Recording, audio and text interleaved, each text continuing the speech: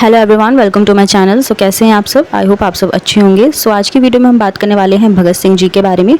So without wasting more time, let's begin. जैसा कि हम सभी जानते हैं, भगत सिंह जी ने रिवॉल्यूशनरी कैरेक्टर को रिप्रेजेंट किया। उन्होंने गांधी जी की नॉन वायलेंस फिलॉसफी को कम्प्लीटली रिजेक्ट किया और कांग्रेस की जितनी भी पॉलिसीज थी उसको भी रिजेक्ट किया। सो भगत सिंह जी का क्या मानना था कि रिवॉल्यूशन यानी क्रांति के रास्ते पर चलकर ही ब्रिटिशर्स को हराया जा सकता है। अब आप देख सकते हैं कि जब भी आप कई बुक्स पढ़ते होंगे या आर्टिकल्स जब आप पढ़ते होंगे जिसमें भगत सिंह जी की जो फिलॉसफी है उनको टेररिज्म से जोड़ा जाता है, जिससे जैसे कि आप इसमें देख सकते हैं जो पूरी तरीके से गलत है। सो रिवॉल्यूशन और टेररिज्म इन दोनों में डिफरेंस होता है और ये सभी को पता होना चाहिए। रिवॉल्यूशन भगत सिंह जी ने ब्रिटिशर्स से आज़ादी के लिए की थी, जिसमें कि वॉयलेंस भी होता है, बट इस तरीके को कई लोगों ने बहुत गलत तरीक़ों से अपने आर्टिकल्स और अपने बुक्स में दिखाने की कोशिश की गई है। सो बुक्स और आर्टिकल्स के थ्रू टेररिज्म का नाम दिया गया, जो कि गलत है। सो मैं सिर्फ आपसे इतना कहना चाहूँगी कि जब भी आप किसी के भी बारे में कहीं से भी कुछ भी पढ़ते हैं तो अपनी रैशनल थिंकिंग का भी यूज़ वहाँ पे आपको करना चाहिए। ओके, चलिए अब कुछ बेसिक जान लेते हैं भगत सिंह जी के बारे में। देखिए, जो उनकी एजुकेशन है, जो उनकी पढ़ाई लिखाई है, वो लाहौर में डीएवी हाई स्कूल में हुई थी। लाहौर अब पाकिस्तान में है। ये पंजाब का एक बहुत ही फेमस स्कूल माना जाता था। यहाँ वो किनसे मिले, किनके कांटेक्ट में आए? लाला लाजपत राय, सूफी अब्बा प्रसाद, पिंडीदास मेहता, आनंद किशोर जैसे पंजाब के जो नेशनलिस्ट लीडर्स थे उनके कांटेक्ट में आए। उन्होंने अपना आदर्श, जो अपना आइडियल है, किसको माना? सरदार करतार सिंह सराभा को उन्होंने चुना था, जो कि शहीद हुए थे। इससे उनके थॉट्स का पता चलता है। ठीक है, तो ये स्कूल कहाँ पे था? लाहौर में। ये भी आपको पता होना चाहिए। ओके, अब हम जानेंगे उनके पॉलिटिकल कॉन्टेक्स्ट के बारे में। देखिए, अपने यंग एज में भगत सिंह जी ने लाहौर के नेशनल कॉलेज में एडमिशन लिया। ये वो कॉलेज था जो यंगस्टर्स को बहुत ज़्यादा अट्रैक्ट करता था, जो बाद में अलग अलग मूवमेंट में शामिल होते थे। सो यहाँ वो किनसे इन्फ्लुएंस से? एक प्रोफेसर थे, उनकी हिस्ट्री के प्रोफेसर जयचंद विद्यालंकार, उनसे वो इन्फ्लुएंस थे। जो भगत सिंह जी थे वो बेसिकली बहुत ज़्यादा इंटेलिजेंट और डिसिप्लिन स्टूडेंट रहे हैं। उन्होंने रिवॉल्यूशनरी मूवमेंट्स के अपने लेसन्स जो थे वो भारत के बाहर इटली, आयरलैंड, रशिया और चाइना से सीखे। उन्होंने रिवॉल्यूशनरी मूवमेंट्स में शामिल होने का अब मन बना लिया था। तभी उन्होंने अपनी जो मैरिज प्रपोजल था उसको भी रिजेक्ट कर दिया था। सो प्रोफेसर विद्यालंकार का एक लेटर लेकर वो कानपुर में गणेश शंकर विद्यार्थी से मिले। विद्यार्थी का जो घर था वो बेसिकली बहुत ज़्यादा पॉलिटिकल एक्टिविटीज़ का सेंटर हुआ करता था। यहीं से भगत सिंह जी जो थे वो नॉर्थ इंडिया के रिवॉल्यूशनरीज के कांटेक्ट में आए। उन्होंने हिंदुस्तान रिपब्लिकन एसोसिएशन नाम से एक ऑर्गेनाइजेशन बनाया हुआ था। एक पॉलिटिकल वर्कर की हैसियत से भगत सिंह जी ने उत्तर प्रदेश के कई जगहों में वहाँ पे वो गए। बाद में उन्हें अलीगढ़ के पास एक नेशनल स्कूल चलाने का काम दिया गया। कुछ समय के लिए वो दिल्ली में भी रहे, जहाँ उन्होंने दैनिक वीर अर्जुन में काम किया। लास्ट में वो लाहौर चले गए, जहाँ सरदार सोहन सिंह जोश के थ्रू चलाई जा रही एक सोशलिस्ट आइडियोलॉजी की एक मैगजीन वहाँ पे हुआ करती, कीर्ति में उन्होंने काम किया। ओके, नेक्स्ट अब हम बात करेंगे लाला लाजपत राय जी की डेथ के बाद जो बदला लेने के लिए सोचा गया। देखिए, यही वो दिन थे जब संवैधानिक सुधार यानी कि जो कॉन्स्टिट्यूशनल अमेंडमेंट्स के लिए सिफारिश करने की गरज से अगर हम बात करें, साइमन कमीशन ने पूरे देश का दौरा किया। तो इस कमीशन के जितने मेंबर्स थे वो सब गोरे थे, यानी ब्रिटिशर्स थे। इस बात को और इस कमीशन के ऑब्जेक्टिव को बहुत ज़्यादा नापसंद किया गया और हर जगह जो थे वो ब्लैक फ्लैग और साइमन गो बैक के नारे जो थे लगाए गए। उनका वेलकम ही किस तरीके से किया गया था? Simon go back. ठीक है, तो ये इंपॉर्टेंट है, इसे आप जान लीजिए किस तरीके से वेलकम किया गया, साइमन गो बैक। तो इस कमीशन को 13 अक्टूबर 1928 को लाहौर पहुंचना था। सो इतने सारे प्रोहिबिशन के बावजूद भी सभी पार्टीज ने मिलकर क्या किया, एक जुलूस को ऑर्गेनाइज किया और लाला लाजपत राय जी से रिक्वेस्ट की कि वो इन सब चीज़ों की लीडरशिप करें।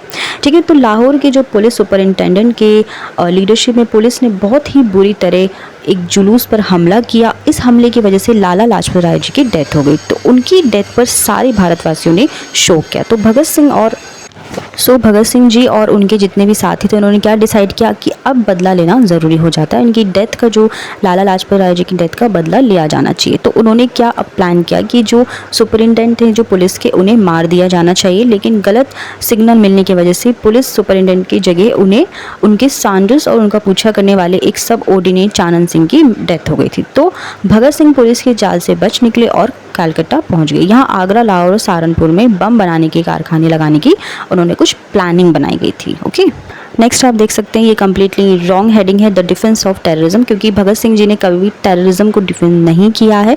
ठीक है, तो अगर हम बात करें टेररिज्म एक गलत चीज़ है, यानी कि प्लेन हाईजैक करना, ज़बरदस्ती किसी मासूम को मारना, कई तरीके से टेररिज्म होता है, यानी कि ज़बरदस्ती किसी की सॉवरेनिटी को चोट पहुंचाना। इस तरीके से हम टेररिज्म को डिफ़ाइन करते हैं। लेकिन जब हम रिवॉल्यूशन को डिफ़ाइन करते हैं तो वो होता है एक सही काम के लिए रिवॉल्यूशन किया जाता है। तो भगत सिंह जी ने ब्रिटिशर्स से आज़ादी के लिए रिवॉल्यूशन किया था। तो इन दोनों में डिफरेंस सभी को समझना चाहिए, ठीक है। तो ये कम्प्लीटली एक रॉन्ग हेडिंग है जो कि मैंने आपको बता दी है। तो जब भी आप कोई बुक पढ़ते हैं तो उसको आपको कम्प्लीटली अपनी रैशनल थिंकिंग के अकॉर्डिंग ही पढ़ना है और समझना भी है, ओके।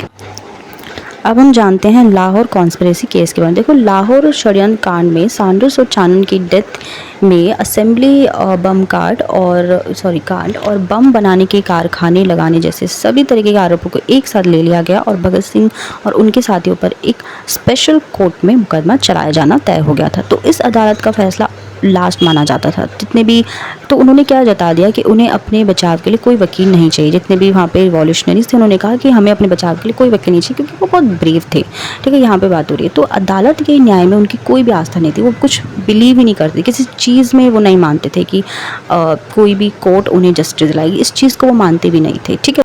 सो भगत सिंह की लीडरशिप में कैदियों ने भूख हड़ताल कर दी। उनकी मांग थी कि रिवॉल्यूशनरीज के साथ पॉलिटिकल कैदियों का सा बर्ताव किया जाए और जेल में दी जाने जितनी फैसिलिटीज़ को बहुत बेहतर किया जाए। 3 महीने से भी ज़्यादा चलने वाली इस हड़ताल के दौरान एक क्रांतिकारी जतिन दास की डेथ हो गई और उनकी जो बॉडी है उसको कलकत्ता ले जाया गया, जहाँ उनकी जो शव यात्रा में एक रिकॉर्ड तोड़ भीड़ ने पार्ट लिया। तो भगत सिंह और उनके साथियों को मजिस्ट्रेट के सामने पीटा गया। देखो कितनी गलत चीज़ें हो रही थी और लीडर्स भी कुछ नहीं कर पाए थे। इन घटनाओं की खबर अखबार में छपी और जवाहरलाल नेहरू और सुभाष चंद्र बोस जैसे नेताओं ने उनकी हालत पर बहुत ज़्यादा वो स्ट्रेस वो ले रहे थे।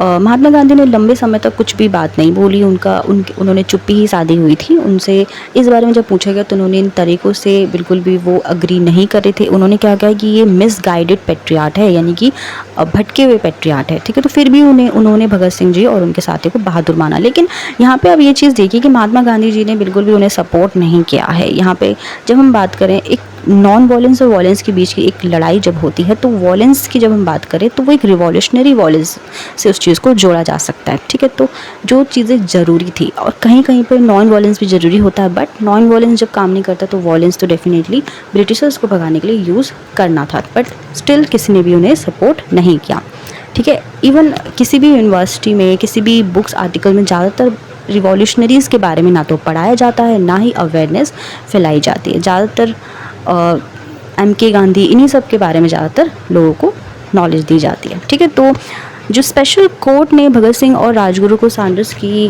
डेथ का दोषी और सुखदेव को षड्यंत्र के पीछे काम करने वाला दिमाग होने का दोषी पाया। तो भगत सिंह को बचाने की जो लास्ट कोशिश उनके फादर से हुई, जिन्होंने स्पेशल कोर्ट में एक पिटीशन उन्होंने दी।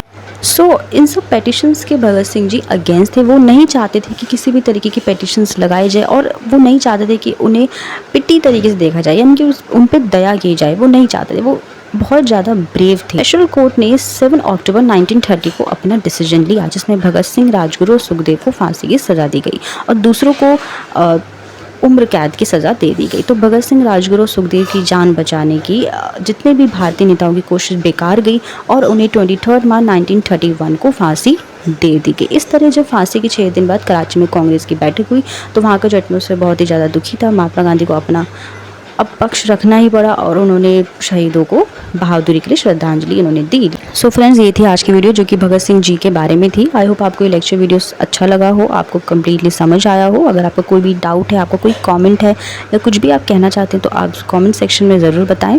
और अगर आपको वीडियो अच्छा लगा तो प्लीज़ लाइक कीजिए, शेयर कीजिए और मेरा चैनल सब्सक्राइब करना बिल्कुल ना भूलें। मिलते हैं अपने नेक्स्ट वीडियो में। Till then bye bye, take care.